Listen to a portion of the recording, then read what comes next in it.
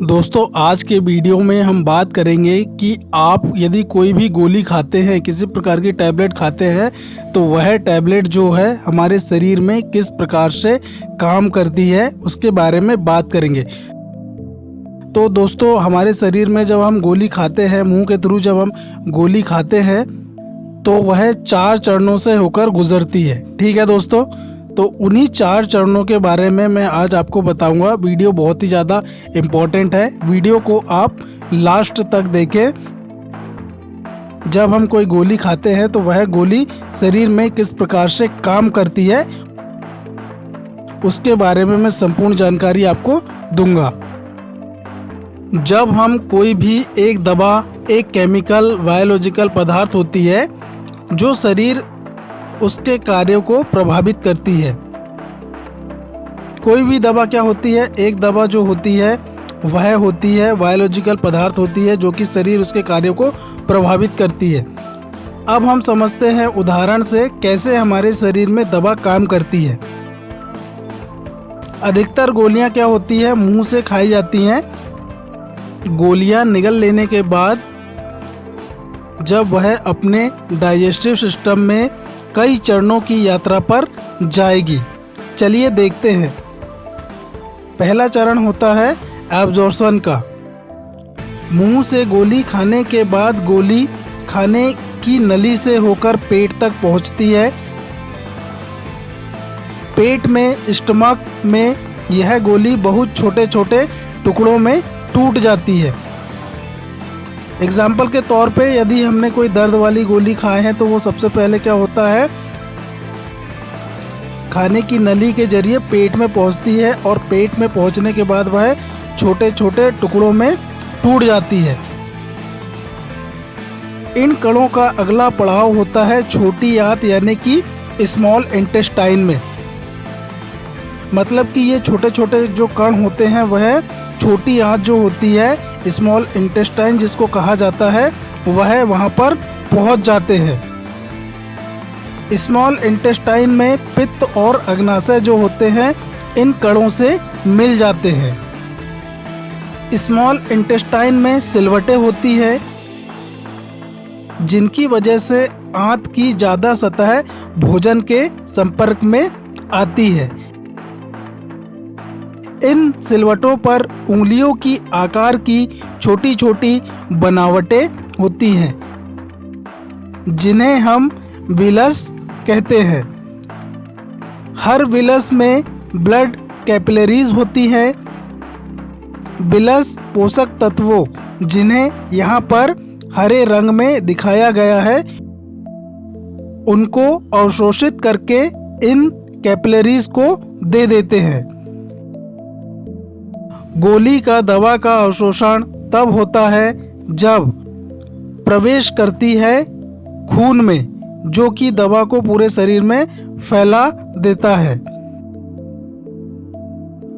अगला चरण होता है डिस्ट्रीब्यूशन यानी कि वितरण। ब्लड प्लाज्मा में एल्बुमिन नाम के अणु होते हैं। एल्बुमिन पोषक तत्वों से जुड़कर उन्हें पूरे शरीर में पहुंचा देता है। उसी प्रकार एल्बुमिन दवा से भी जुड़ जाता है। क्या होता है एल्बुमिन, क्या होता है, जो आपने दर्द की गोली खाए हो, वह दवा खाए हो, उससे क्या होता है एल्बुमिन जुड़ जाता है। यहाँ आप गोली के अणुओं को, दवा के अणुओं को एल्बुमिन से जुड़ते हुए देख सकते हैं। गोली के जो अणु एल्बुमिन से जुड़ जाते हैं उन्हें लीवर फिल्टर करके शरीर से बाहर निकाल देता है। केवल शेष गोली के अणु शरीर में फैलकर अपना काम कर पाते हैं। अगला चरण होता है मेटाबॉलिज्म यानी कि चयापचय क्रिया। गोली की यात्रा का अगला पड़ाव होता है लीवर। जो दर्द की गोली आपने खाए हो, गोली की यात्रा का अगला पड़ाव होता है लीवर। गोली युक्त ब्लड लीवर की नीचे वाली नस में जाता है और ऊपर वाली नस से बाहर निकल जाता है। लीवर फिल्टर की तरह काम करता है। यह शरीर में दवाइयों के फैलने से मेटाबॉलिज्म कर देता है।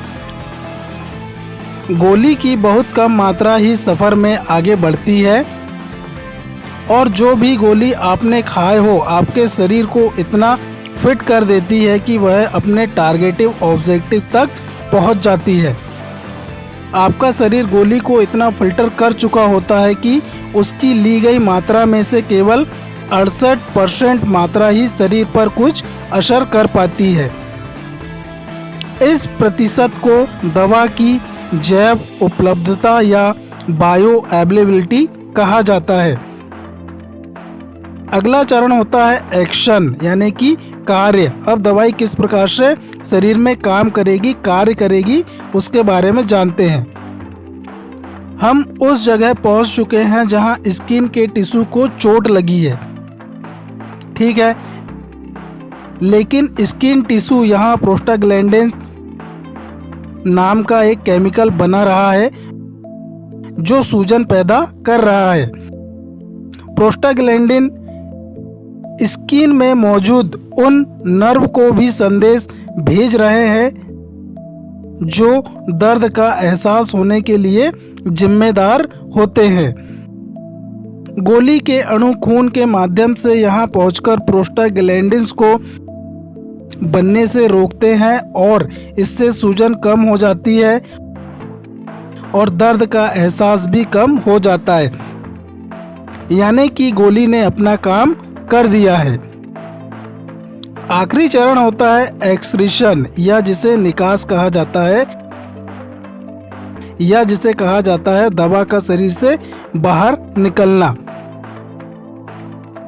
तो यूरिन के माध्यम से क्या होता है, यह दवा बाहर निकलती है। खून में बची हुई गोली इसी तरह शरीर में घूमती रहती है जब तक कि वह पूरी तरह से इस्तेमाल नहीं हो जाती, शरीर से बाहर नहीं निकाल दी जाती है, ठीक है। इस प्रकार से क्या होता है, जब दवाई जो होती है, गोली जो होती है, वो अपना पूरा काम कर चुकी होती है ब्लड में रहकर, उसके बाद वह यूरिन के माध्यम से एक्सक्रीट आउट हो जाती है, ठीक है। तो दोस्तों यह संपूर्ण जानकारी थी किस प्रकार से मुंह के थ्रू दवा खाई जाती है, गोली खाई जाती है और वह शरीर में किस प्रकार से काम करती है, यह संपूर्ण जानकारी थी, ठीक है दोस्तों। उम्मीद करता हूं दोस्तों कि मेरे द्वारा दी गई जानकारी आपको अच्छी लगी होगी, मेरा वीडियो आपको अच्छा लगा होगा। मेरा वीडियो आपको अच्छा लगा तो प्लीज़ आप मेरे वीडियो को लाइक करें, शेयर करें, कमेंट्स करें और यदि आप मेरे चैनल पर नए हो तो प्लीज़ आप मेरे चैनल को सब्सक्राइब कर बेल आइकन के बटन को प्रेस कर दें ताकि आने वाले समय में जब भी कोई नया वीडियो अपलोड करूं तो उसका नोटिफिकेशन सबसे पहले आपको प्राप्त हो। थैंक यू दोस्तों।